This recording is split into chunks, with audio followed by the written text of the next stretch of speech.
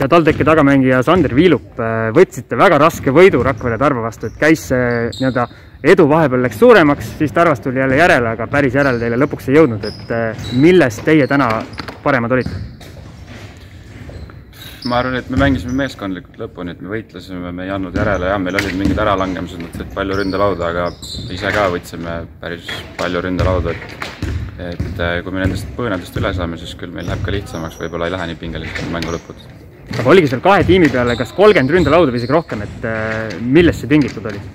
Eks ma arvan, et mõlemad meeskonnad võitlesid täna kõvasti, et me teame, et nemad võitlevad, me tahame võidelda, et kõik pallid ju kõik tahavad neid kätte saada, et selles suhtes võitluslik mäng.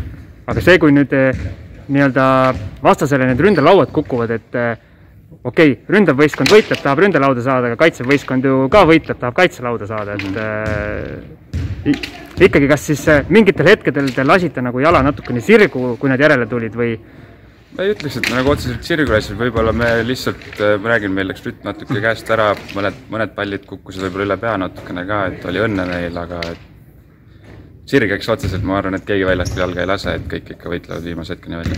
Ja sina pingilt sekkudes 15 punkti ja üldse see nii-öelda pingipunktide vahe oli ka eriti mängu alguses drassiliselt nagu teie kasuks, et teil need vahetusmehed sekkusid paremini, et kas sa näedki TalTechis endal sellist head rolli, et tuled pingilt ja annad sellist teravust juurde? Ei, ma olen otseselt mingit sükest, et pingilt teravust tulen annan juurde, et kuidas peatreener mind kasutab, ma tahaks lihtsalt oma võimalused ära kasutada ja võimalikult kasulik olla meeskonnale.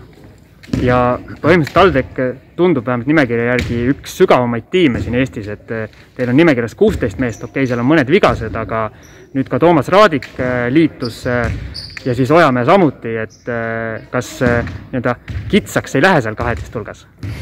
Ma ei usu, et meil siin üle pika aja saime nüüd 2 päeva teha 5-5 trenni, et meil on nende vigastusega natuke probleeme olnud, et see on hea, et meil nii palju mehi on.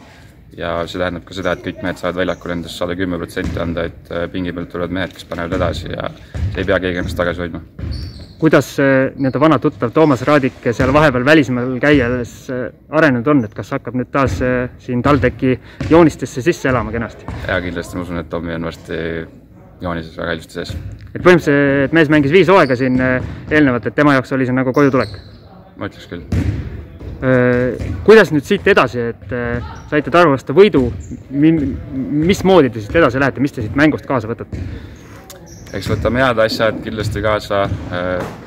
See mäng näitas võib-olla natuke ette, et meil on endiselt vastaste siis ründelaudadega probleeme, nendega tuleb tegeleda. Et laupäev on juba Rapla vastu mäng, vaatame selle mängu halvad head asjad üle ja valmistume laupäevaseks Rapla mänguks. Ja kui ma ei eksi, siis eelmises 2 kaotusmängus te lasite visata endale 92 punkti oli nii, eks? Võimalik. Et kas need nii-öelda kaitseprobleemid, mis teil võib-olla seal hooaja alguses ka kummitasid, et kas need on kuidagi tagasi tulnud või need olid 2 nagu nii-öelda juhust? Ma ei ütleks, et need nagu tagasi tulnud on meil lihtsalt, et võib-olla pole saanud nagu täiskoosseisuga trenni teha korralikult ja valmistuda, et nüüd meil on jälle 12+ meest trennis olemas ja saame paremini valmistuda võib-olla. Et nii-öelda tulevik on helge? Ma usun küll. Super, aitäh sul! Aitäh!